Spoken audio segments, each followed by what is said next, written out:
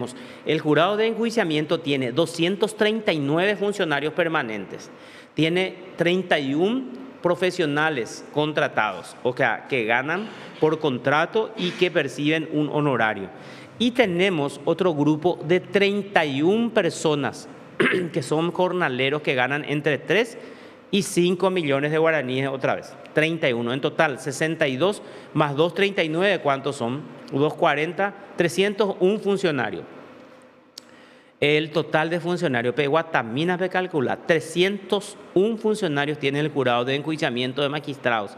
Y en ese edificio, la gente que conoce el edificio del jurado, ¿dónde puta entran todos estos funcionarios? ¿Qué hacen estos 300 funcionarios que tienen sueldazos tienen? En la lista de funcionarios permanentes, insistirle a la gente del sindicato, quiero hablar con ellos, porque o ganan por interés, hay 8 millones, 5 millones, 4, el salario más chico que se gana en el jurado de enjuiciamiento de magistrados, y los sueldazos y las bonificaciones y los gastos de representación, sí que ni qué decir, imagínense lo que es. O sea, el director general de Administración y Finanzas tiene bonificación por responsabilidad en el cargo que supera los 10 millones de guaraníes. 10.250.000 tiene, más que un ministro de la Corte, casi 1 millón de guaraníes más que un ministro de la Corte, que tiene creo que 9.300.000 guaraníes de bonificación por responsabilidad en el cargo. Así es el sueldo o sueldazo, más los otros beneficios que perciben los miembros del jurado de enjuiciamiento de magistrados. Bueno, el viernes, reitero, estuvimos hablando con la jueza Mesalina Fernández. Hoy, esta mañana más temprano, hablábamos con el abogado Guillermo Duarte Cacabello, que él dice que está satisfecho con la condena impuesta entonces por la doctora Mesalina Fernández, y ahora ya estamos en contacto con la condenada, la doctora María Esther Roa, por decirlo así, ¿verdad? Y sí, ella es la que fue condenada por la jueza Mesalina Fernández a 100 días multa, pero con suspensión de la ejecución de esa condena, a condición de que ella borre lo que había alzado. Y además, una cuestión súper difícil y complicada es pedir disculpas a la persona a quien se le publicó. Pero ya estamos en contacto con la doctora María Esther Roa para conversar sobre este tema. Doctora, buen día, ¿cómo te va? Gracias por atendernos. Carlos, a la teleaudiencia también, un placer estar en contacto con ustedes. Bueno, sale un poco con eco. ¿Por qué sería eso? Vamos a tratar de corregir porque nos está saliendo un poco con eco, doctora. Bueno, ahora ya un poco más tranquila, después de 2 días de pensar, de razonar, de meditar sobre esa condena aplicada en juicio oral, doctora, ¿qué podés decirnos? Porque lo que dijiste en caliente ya lo publicamos y ofrecimos y vimos que tenía mucha opinión. ¿Qué podés decirnos con relación a ese fallo de la doctora Mesalina Fernández? Bueno, realmente al inicio es como que molestó un poco la condena, pero mirando desde el lado positivo, yo creo que esto es una excelente oportunidad para hacer grandes debates sobre la libertad de expresión, de información, de temas de interés, justamente, ¿verdad? Que hoy es lo que vamos a ir debatiendo todavía. Hay que decirlo también, esta es una condena de primera instancia, lo cual significa que yo todavía puedo apelar esto. Me quedan todavía varias instancias, incluso la Corte Interamericana, si en Paraguay no se respeta, digamos, la expresión, la opinión o lo que yo compartí, ¿verdad? Lejos de pedir disculpas, yo creo que acá el que va a terminar pidiendo disculpas es Duarte Cacabello. Así es que la arbitrariedad de la resolución voy a conocer in totum seguramente en el momento que me entreguen la sentencia definitiva, que voy a estar analizando puntualmente y voy a estar también refutando puntualmente. Yo soy una persona bastante preparada en estos temas. Puedo considerarme, verán, es muy complicado, Carlos, salir a levantar una lucha gigantesca como la que yo estoy haciendo, incluso donde la propia magistrada reconoce, ¿verdad?, mi cualidad, mi actitud, mi activismo, etcétera, pero en contrapartida desprecia esa lucha sobre pretexto de que acá hubo una violación o un agravio en el honor y reputación de un colega que él mismo adjuntó una I en un auto interlocutorio por el cual fue o prescribió la causa de su suegro, ¿verdad? Que fue imputado y acusado por el Ministerio Público. Y sobre esa base fue la que yo emití mi opinión y compartí un video que ya estaba en circulación. Así que nada, yo estoy sumamente segura de que esto va a revertirse, Carlos. Esto no puede terminar así bajo ningún contexto. Y yo le animo también a la gente a no tener miedo, ¿verdad? A seguir emitiendo opiniones sobre asuntos de interés público. Bueno, ahí lo que es importante analizar, yo creo que, a ver, ese fallo justamente no es motivador para que la gente siga haciendo denuncias. Y es una suerte de mensaje también de que, a ver, hay que mirar bien, hay que confirmar, hay que averiguar todo primero y dificulta mucho más hacer las denuncias, entonces iba a resultar mucho más cansador porque la gente puede decir, la averiguarán, güey, acá que está, que esto, que aquello, que tengo que someter primero a pericia, que si es legal o no, y mientras eso ya se robó todo, ya quedó todo impune. Más o menos ese es el mensaje que da este fallo. Y totalmente, y eso va para ustedes también los periodistas. A partir de hoy, con el criterio de la doctora Mesalina, ustedes tienen que contratar peritos para poder verificar si un audio que circula puede ser o no inteligencia artificial o puede ser una mezcla de, no sé, de manipulación, etcétera. Eso es racional. Acá prevalece el interés general sobre el interés particular. Acá bajo ningún contexto nosotros podemos, más todavía una activista anticorrupción que abraza esta lucha más de una década, no va a estar midiendo una información, porque primero que no tengo la capacidad ni económica ni intelectual para poder hacer una pericia, ¿verdad? Y es más, es un video que ya estaba en circulación. Y hay que recordarle un poco a la gente, ¿verdad?, que medios periodísticos o periodistas que se animaron a difundir los audios de OGD, luego cayó toda una estructura.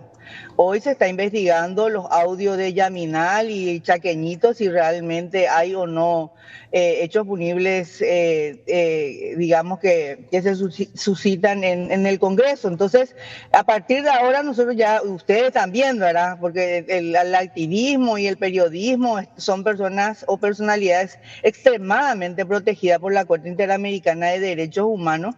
No podemos más emitir juicio de valor. Yo mañana te puedo querellar también a vos si es que no me gusta algo que vos levantaste y yo considero de que eso fue una actitud irresponsable que emitiste, etcétera. Ese es el criterio de Mesalina y que no corresponde. Por eso digo, Carlos, de que lejos de molestarme esta situación, a mí me encanta porque se va a empezar a debatir temas que tal vez o en otras oportunidades nunca se debatió en Paraguay. Un país carcomido por la corrupción donde lo que no se tiene son muchas voces críticas.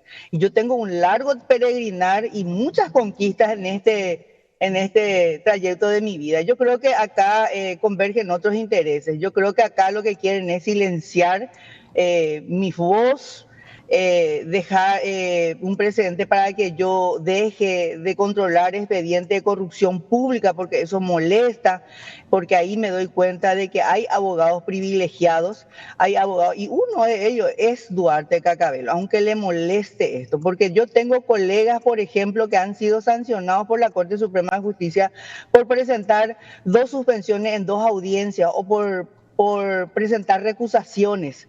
Yo fui amonestada o sancionada por la Corte Suprema de Justicia por exigir a un juez penal de garantía, ¿verdad?, participar o entrar a escuchar una audiencia preliminar que según el código es pública. Entonces, ¿qué pasa con Duarte Cacabelo que nadie le toca? ¿Qué pasa con Duarte Cacabelo, por ejemplo? Por darte un dato nomás.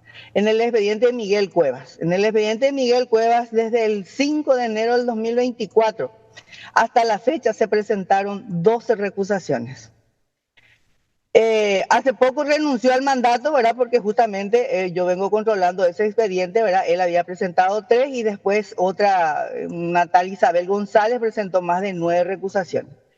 O puedo citar otros expedientes también, ¿verdad? Y a otros abogados también. Entonces yo creo que más bien acá lo que ellos quieren es acobardarme para que yo deje todo esto. Y si yo dejo todo esto, todos perdemos, Carlos.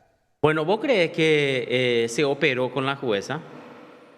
O Yo mucha no gente, sé, yo hasta puedo. o pudo haber habido injerencia de afuera por lo que estás explicando.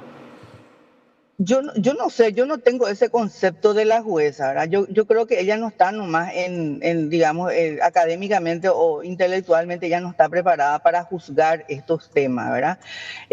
Normalmente en Paraguay, primero lo para empezar, son 2 juezas unipersonales, ella y la doctora Mesalina y la doctora Peña. Son 2 magistradas que tienen digamos, el peso, la gran responsabilidad de someter esto justamente a un juzgamiento.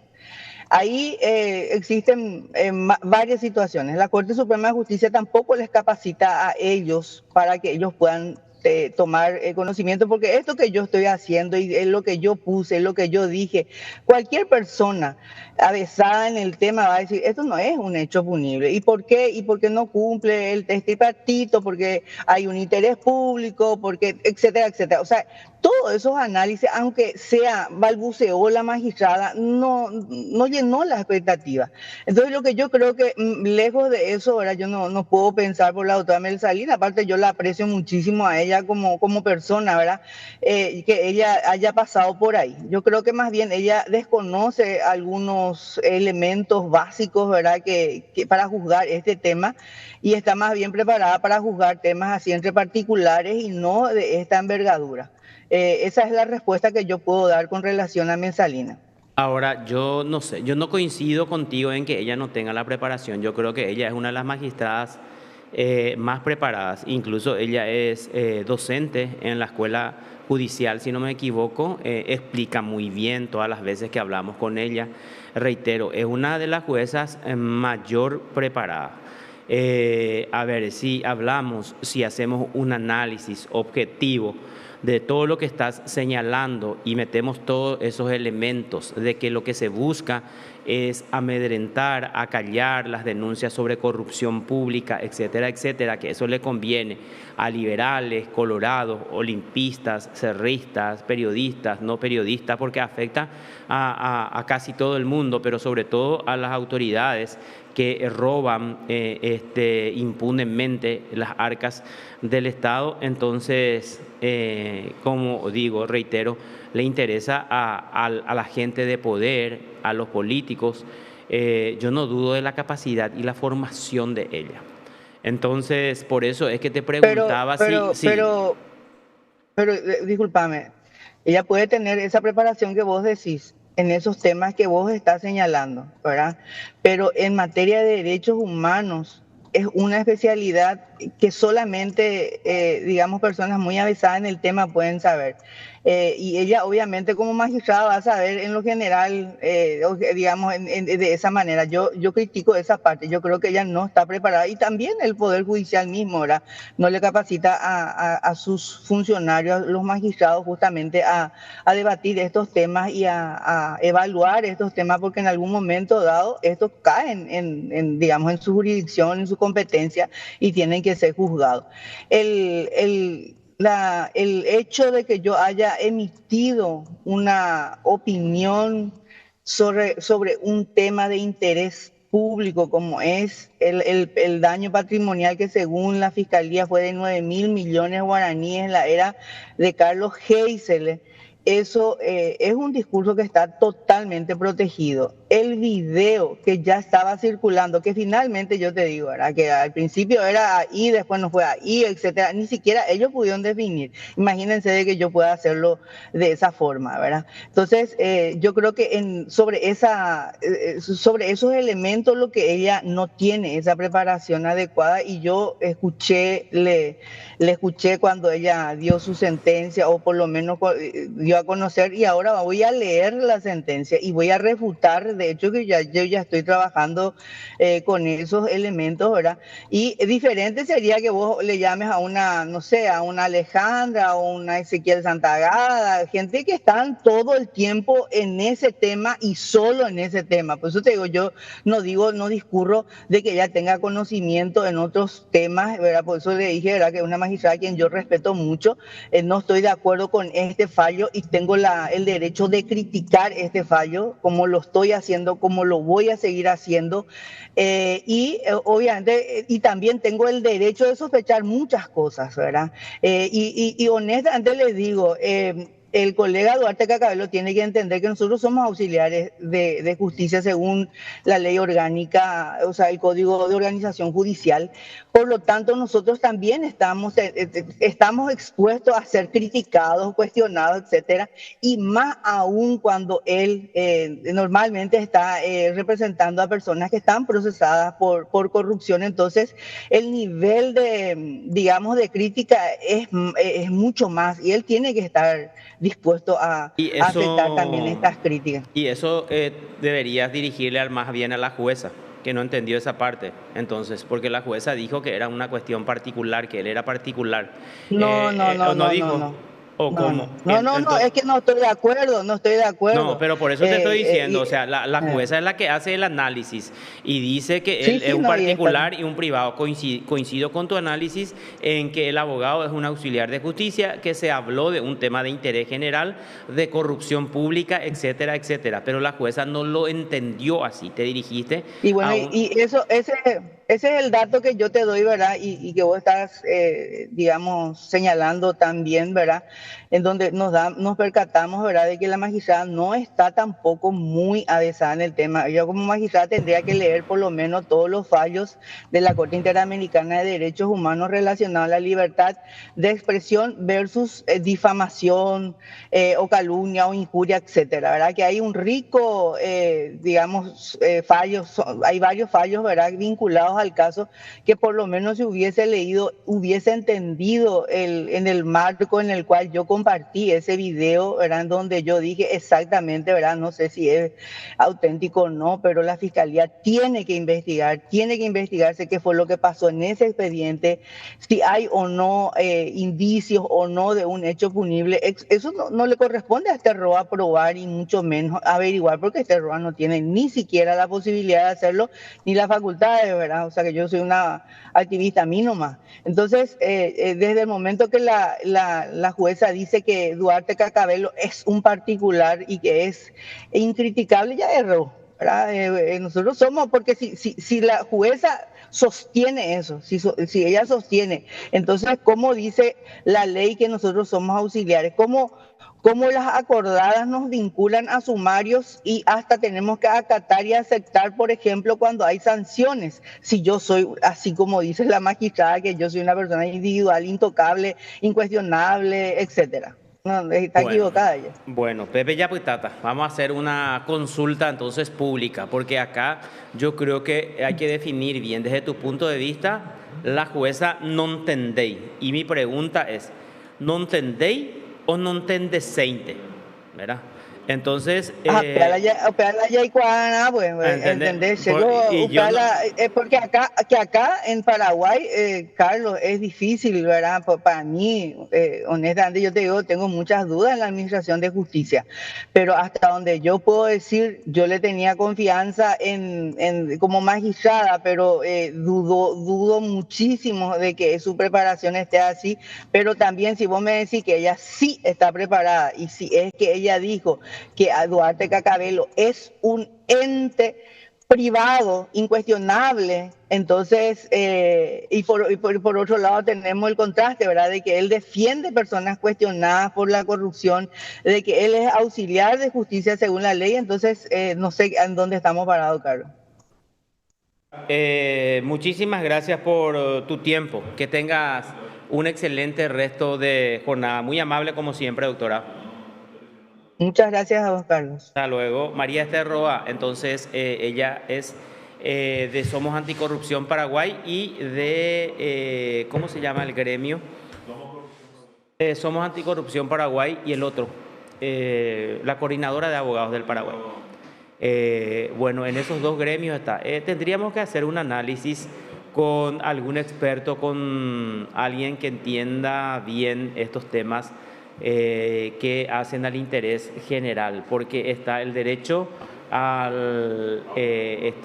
Constitución protege la dignidad, el honor y la reputación de las personas, y por el otro lado está el derecho de la gente a informarse y a expresarse libremente. Estamos con nuestro compañero Diego Encina, ¿verdad? Está él con el juez del MAS. Está nuestro compañero entonces Diego Encina desde tribunales. Vamos a conversar con ellos. Diego, vamos a saludarle a Diego. Diego, buen día, ¿cómo te va? ¿Cómo estás, Carlos? Un gran saludo para vos, para toda la audiencia de El Observador. Y estamos nosotros en la oficina del